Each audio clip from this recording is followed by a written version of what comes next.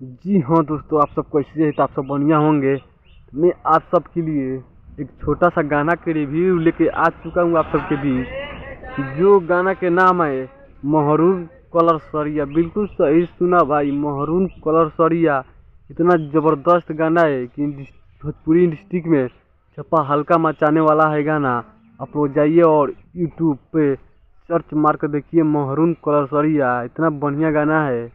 और जो गाना गाए हैं सिंगर के नाम है नीलकमल सिंह, और इस पे वीडियो बनाई है और नीरव कुमार यादव और अमरपाली दुबे हैं।